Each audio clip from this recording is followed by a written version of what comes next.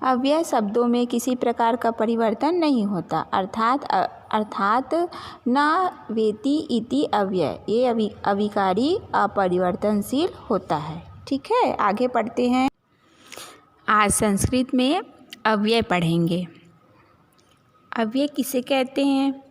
जो शब्द तीनों लिंगों, सभी विभक्तियों और तीनों वचनों में समान रहते हैं, अव्यय कहलाता है।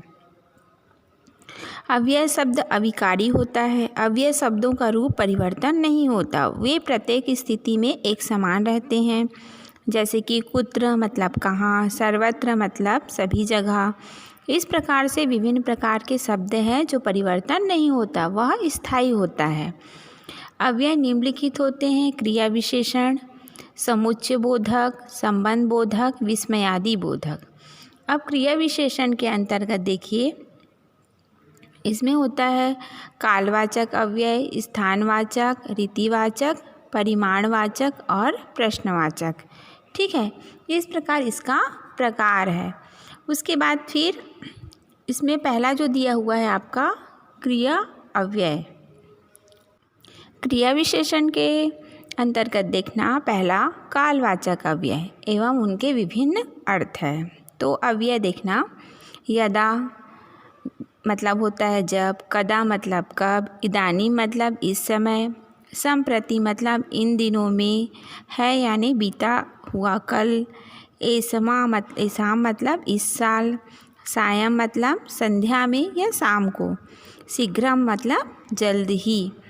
फिर उसके बाद और भी शब्द है इसके अंतर्गत, न, कक्तम रात में, बहुधा अक्सर, कदाचित कभी, तदा मतलब तब, सदा मतलब हमेशा, अधुना मतलब अब, अद्य मतलब आज, स्व आने वाला कल, परुता परसाल, प्रातः सुबह, दिवा मतलब दिन में, परश्वा मतलब परसों, संभवता मतलब शायद, एकदा मतलब एक बार। इस प्रकार से विभिन्न प्रकार के इसमें शब्द है। उसके बाद फिर अगला देखते हैं। अगला है आपका स्थानवाचक अव्यय। स्थानवाचक अव्यय के अंतर्गत आता है यत्र मतलब होता है यहाँ, कुत्र कहाँ, सर्वत्र हमेशा, बहि मतलब बाहर, उच्चय जोर से, सम्या नज़दीक, शीघ्रम जल्दी, आरतः पास या दूर, तत्र वाह अत्र यानी यहाँ, अंतः यानी भीतर, अंतराम यानी मध्य, नीचे है ना, नीचे मतलब नीचे, अध या नीचे कहते हैं। ठीक है, फिर तथा मतलब वहाँ से, ई स्थिता इधर उधर, अग्रे पूर्वतः मतलब आगे आगे की ओर बढ़ना, अभिता मतलब सामने, परिता मतलब चारों ओर होता है, यह चारों ओर परिक्रमा भी होता है इसके अंतर्गत, अन्यत्र मतलब दूसरी जगह। इस प्रकार अव्यय के विभिन्न अर्थ होते हैं जो प्रायः हम अर्थ लिखते समय या बातचीत करते समय बोलते ही रहते हैं। अगला है आपका रीतिवाचक अव्यय। तो रीतिवाचक अव्यय के अंतर्गत आता है शनैः। शनैः यानी होता है धीरे धीरे, यथा मतलब जैसे, सहसा मतलब अचानक, अकस्मात यानी भी अचानक होता है, असंस्कृत मतलब बार बार, कथमचित मतलब किसी प्रकार, इत्यम मतलब इस प्रकार। फिर उसके बाद एवं मतलब होता है इस प्रकार, पुनः भूय मुँह यानी होता है फिर से या फिर भी, तथा यानी कैसे, सम्यक यानी ठीक से। ठीक है, इस प्रकार से आपका रीतिवाचक अव्यय है जो प्रायः हम शब्दों के निर्माण करते समय या बातचीत में करते समय हम इस्तेमाल करते हैं। अगला है आपका परिमाणवाचक अव्यय। इसमें अंतर्गत आता है किंचित मतलब थोड़ा, तावत मतलब उतना, प्रक्रामम अधिक, नाना अनेक, अलम मतलब पर्याप्त, कृतम मतलब बस, यावत यानी जितना, न्यूतम यानी थोड़ा, सामी यानी आधा आधी, केवलम मतलब केवल, भृशम मतलब अत्यधिक या अधिक से अधिक। इस प्रकार से शब्द हुए ये। उसके बाद फिर अगला देखते हैं अपना।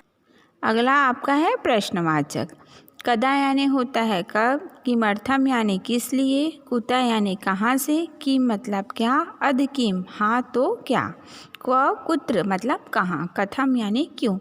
इस प्रकार से आपका अव्यय शब्द हुआ जो अव्यय के वाक्यों में प्रयोग किया जाता है, या हम कोई भी शब्द हिंदी हो या फिर संस्कृत है पढ़ते हैं तो यह शब्द लगाया जाता है जो इसका कोई परिवर्तन ही नहीं होता।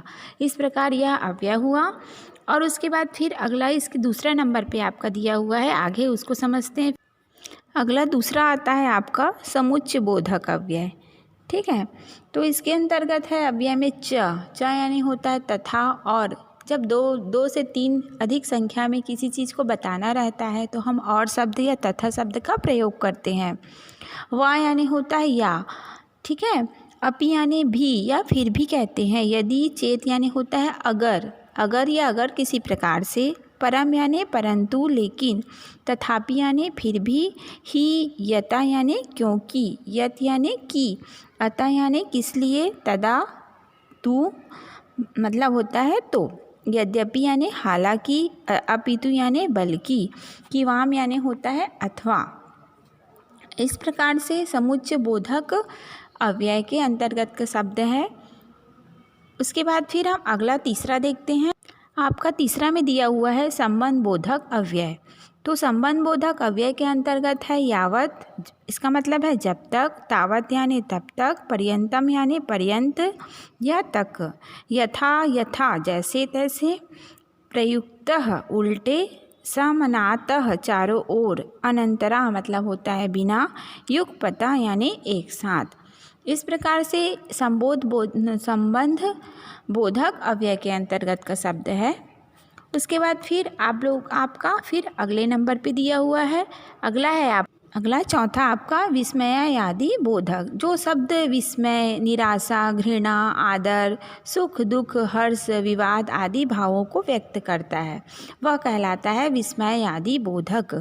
जैसे कि हा शब्द, अहो, बत, अरे, रे, हा, हंत, धिक, साधु, अति शोभनम। इस प्रकार से विभिन्न प्रकार के इसके शब्द हैं जो प्रायः प्रयोग होते हैं। यह कहलाता है विस्मयादि बोधक। ठीक है, उसके बाद फिर इससे बने कुछ शब्द देखेंगे उदाहरण के रूप में। चलिए देखते हैं। जैसे कि दिया हुआ है साधवा सर्वत्र न मिलयन्ति। यहाँ पे साधवा सर्वत्र न मिलयन्ति, ये क्या है, यहाँ पे सर्वत्र जो है आपका आ गया अव्यय में। फिर है त्वम कुत्र गच्छसि, तो यहाँ पे कुत्र जो है अव्यय है। फिर स्व अवकाशा भविष्यति, यहाँ पे स्व अव्यय है। नीचे भूत्वा मेघा वर्षन्ति, यहाँ पे नीचे शब्द अव्यय है। कदाचित इत्ययम भूता, यहाँ पे कदाचित अव्यय है। इस प्रकार से हम अव्यय को पहचान सकते हैं और इसके अंतर्गत हम शब्द भी बना सकते हैं और अव्यय का पहचान भी कर सकते हैं। इसमें हम नया शब्द कुछ शब्द लेते हैं और इसको बना के देखते हैं। तो जैसे कि हम शब्द ले लिए, मान लो अत्र। अत्र यानी क्या होता है, यहाँ, है ना। अत्र यानी यहाँ होता है। तो देखिए ये बनेगा कैसे, तो त्वम अत्र, त्वम अत्र, आ गच्छ। इसका मतलब होता है तुम यहाँ आओ। ठीक है, उसके बाद चलिए और कुछ शब्द लेते हैं। तो ये ले लिए जैसे कि यदा का अर्थ क्या बताई हूँ, जब। तो हम कोई शब्द लेते हैं जैसे कि जब सूर्य उदय होता है तब अंधकार नष्ट होता है। तो चलिए इसको कैसे बनाएंगे। यदा यानी जब, तो शुरू में क्या लग जाएगा, यदा, है ना। यदा सूर्य उदेति तदा तमः नश्यति, मतलब नष्ट होता है। क्या बताइए इसका अर्थ, जब सूर्य उदय होता है तब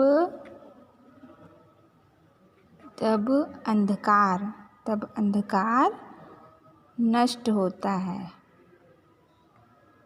ठीक है, उसके बाद फिर तीसरा है आपका, और ले लेते हैं शब्द, जैसे कि एकदा। तो एकदा यानी क्या होता है? एक दिन। एकदा यानी होता है एक दिन, या फिर होता है एक बार। तो इसको कैसे बनाते हैं? तो शब्द लेते हैं, एक बार वह प्यास से व्याकुल हो गया। तो कैसे बनेगा ये? एकदा सह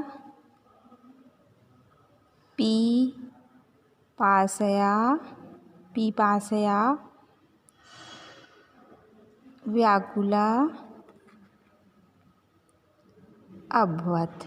ठीक, मतलब क्या हुआ इसका अर्थ? एक बार वह प्यास से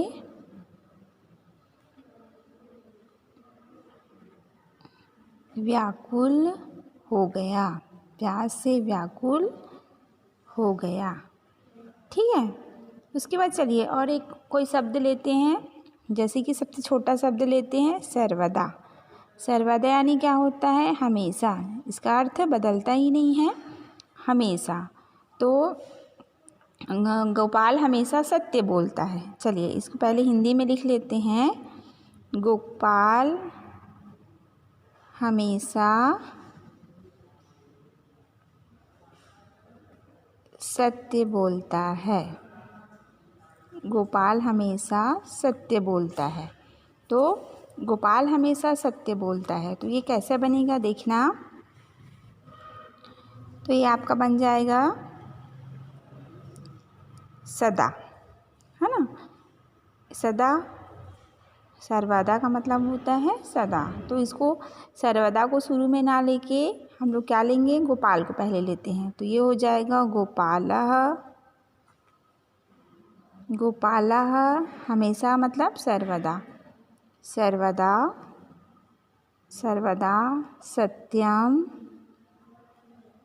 सत्यम वदति। ठीक है, इस प्रकार से आपका अव्यय शब्द बनेगा। इस प्रकार से अव्यय। ठीक है, अत्र मतलब यहाँ, त्वम अत्र आगच्छ, तुम यहाँ आओ। यदा मतलब जब, यदा सूर्य उदेति तदा तमः नश्यति, मतलब जब सूर्य उदय होता है तब अंधकार नष्ट होता है। एकदा मतलब एक दिन। एकदा मतलब एक दिन, एक बार, है ना। तो इस प्रकार से आपका यह अव्यय बनता है। आपकी पुस्तक में भी बहुत सारे शब्द दिए हैं, उसे आप पढ़िए, समझिए और बनाने का प्रयास कीजिए।